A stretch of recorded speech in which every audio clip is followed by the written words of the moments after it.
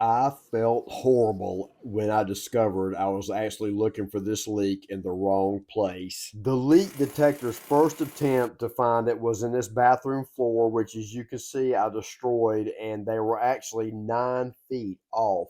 And to make matters worse, when I actually did cut this pipe and pulled it out, there is no way I could use that line and repair it in the slab. We are going to talk a lot more about that in just a little while, but first let's take a look at all this prep work I did in the bathroom to run that hammer. I got everything taped up.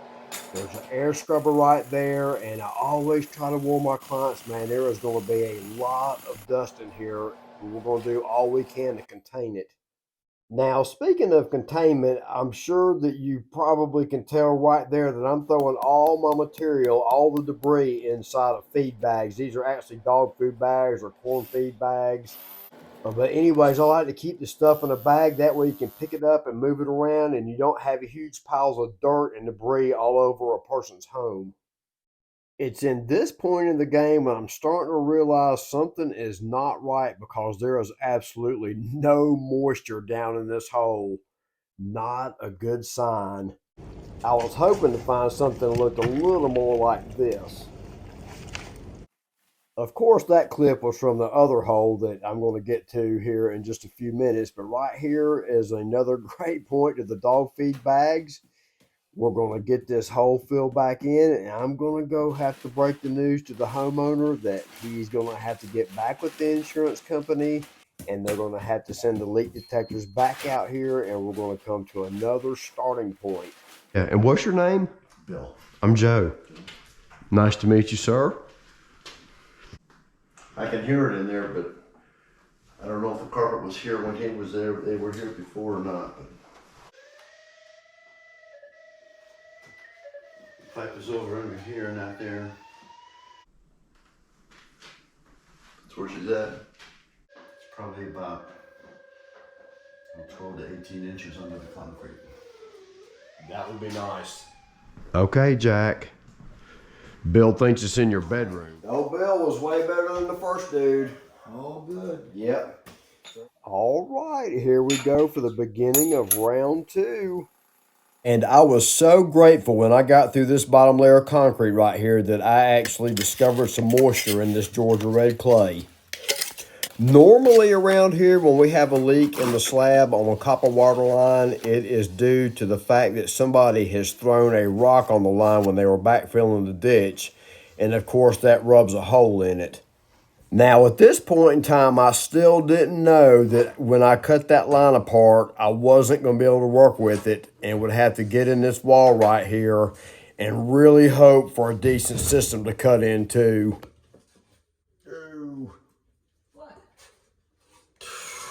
Man. So it's back to the treasure hunt. I'm thinking, at this point in time, I am going to find a little pinhole on a piece of copper, and I'm going to be able to cut it and couple it back and fill the ditch back in and get his water back on and be done with it. That's just what we're looking for, Jack. Yep. Just as I started to. Yeah, I saw it. Plopped out, and it's coming out in a pretty good stream. I see that. Yes, sirree. Yes, sirree. That is what we're looking to see, Jack. Yep. I am always so excited to actually get to the point in the job where I can find the leak. That's kind of nerve-wracking, not knowing how much floor you're going to break up and how much dust you're going to have to control. And now I am becoming a little bit curious as to what is on this pipe and why is it so hard to get cleaned off where I can cut it. I'm thinking to myself, it feels a lot like concrete and sounds a lot like concrete, but I'm reached so far down in the hole that I just really can't see or tell what exactly it is. I knew as soon as I cut it and could pull the piece out that the concrete had corroded to that copper to the point of no return. And I was going to have to call Renee in here to come help me out. Uh-huh. Happy birthday, girl. Hello there. Hey, honey. That's right. Happy birthday again. I know. I was like, I'm going back to my roots. So Arthur was happy to see you. Yes, Yeah. Arthur was happy to see Oh, me. he wants all the attention. That's the trouble. Yes. Kind of like Renee. I wag my tail when Joe gets home too. I see what you're doing. You're going fishing now. Yes. Going yes. fishing. Be We're careful. gonna get Renee's keen ears in here and see if she can help me hear where this thing's gonna go. I'm you know, a good case scenario will be if it comes up behind that tub and in that shower, because then all I have to do is get over there. We'll see. I think there's gonna be some challenges getting in the wall from the shower. Have you completely ruled out Bill joining down here? Oh yeah. Have you? Yeah, there's just nothing to work with in the pipe, Jack. I'm afraid if we do that, then in a few months from now, you're gonna be calling again with another flood on that line. Get some light in here. Okay, it's okay. We'll deal with that. I can't tell you which one it is. It's okay, baby. We'll deal with that. We'll back that in a minute. But right now, there's a bathroom right over there. So let's see what we can hear over there. See if we're even moving in the right direction. You know what I mean? Do you know where the manifold is? Oh, well, nothing. Can you hear anything, baby? I can't move it anymore.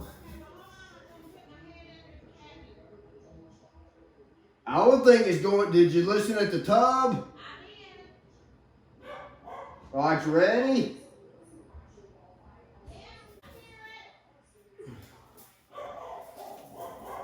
In the cabinet? Oh, yes. Awesome. I'm pretty sure it's behind the tub. Okay. Yeah, well, I'm not positive, but I think that's a great starting point. all right, well, if you hang on to some mail, open the wall up and... Yeah, absolutely. What?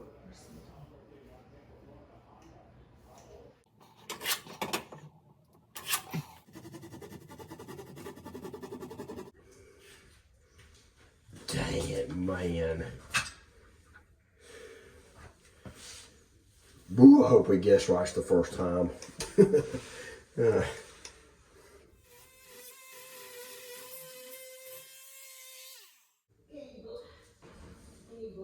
I don't know. If we have to, we will. I think that's it. I can't.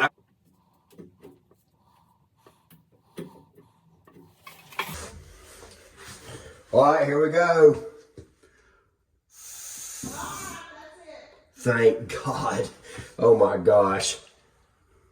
There was one great benefit about cutting that line apart in the slab, and that is the fact that we could use the open ends to push the fish tape through and figure out where that pipe was coming from and where it was going to in the walls and what fixtures it would serve. I knew when I was boring this hole there was no wiring above me because it actually came up on the top of a landing. What I normally like to do is go up in the attic and find the plates, the wall plates in the frame, and then drill my way down into the wall. That way I don't have to worry about hitting any wiring in the attic. So before we take a look at how we're going to fish this pipe up through these walls and across the attic and tie them back in, would you hit that subscribe button, please? And if you're getting any value out of this video, hit the like button as well if you would. I was unbelievably grateful Renee picked the right line to cut.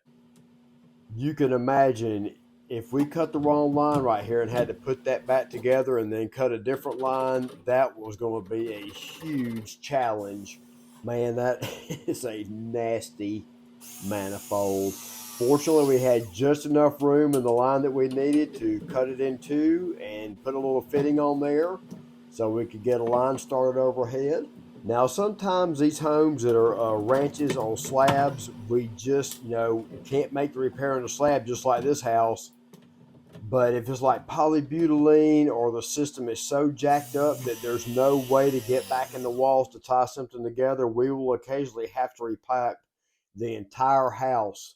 And we'll go ahead and leave a link to a video about that above and in the description below. We got so lucky that we could use this little landing to get our pipe fitting done up above the toilet room, and then to my right there, I poked through into the attic, and you definitely could not see that anywhere from the ground. So we're going to go ahead and finish crimping this all together right here, and then we're going to work our way to the ground back behind the tub. Hopefully this video is a great example of the fact that sometimes in plumbing you just really don't know how things are going to end up. Unfortunately, we know we got the solution for Jack. And basically, we just eliminated the pipe that was in the slab and rerouted things overhead. Now, all we lack is making these joints up right here, and we'll be ready to turn the water back on. Then we're going to make sure everything has a really thorough test to it, and also make sure that we have plenty of insulation and everything is strapped down really well. So this is it, you guys. We were right there behind that toilet paper holder, went across the attic above us right here, all the way across the master bathroom, and right in here to the tub in this bathroom, and dropped down in the wall and tied everything back behind the tub. And he's got some water again.